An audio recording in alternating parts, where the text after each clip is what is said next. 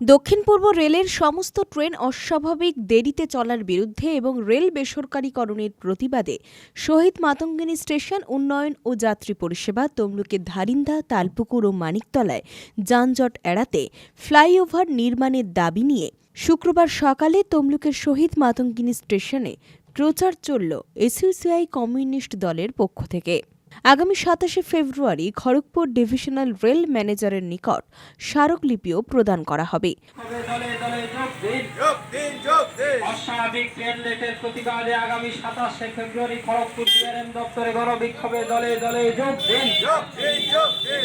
অস্বাভাবিক হারে ট্রেন লেটের বিরুদ্ধে আগামী ২৭ তারিখ ডিআরএম এর কাছে ডেপুটেশনে দলে দলে যোগ দিন। ইনকিলাব জিন্দাবাদ, এসইউসিআই কমিউনিস্ট জিন্দাবাদ।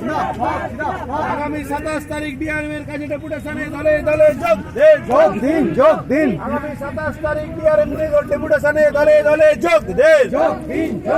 হলদিয়া দীঘা রুটে ট্রেন বাড়ানোর দাবিতে ২৭ তারিখ ডিআরএম এর কাছে ডেপুটেশনে দলে দলে যোগ দিন। পরে মানিকতলা মোড় থেকে একটি মিছিল সংঘটিত হয়।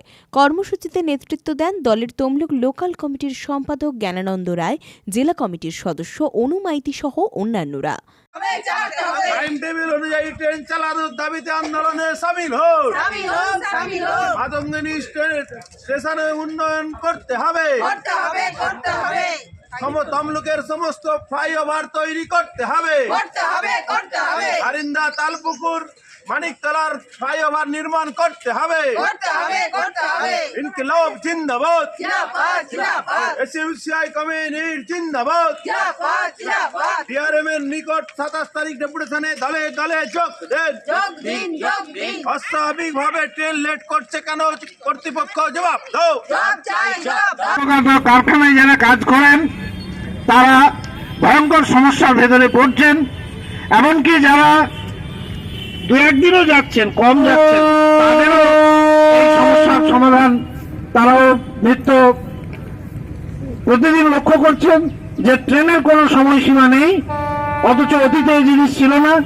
গত ১-২ বছর এই বিষয় শুরু হয়েছে, আপনারা জানেন।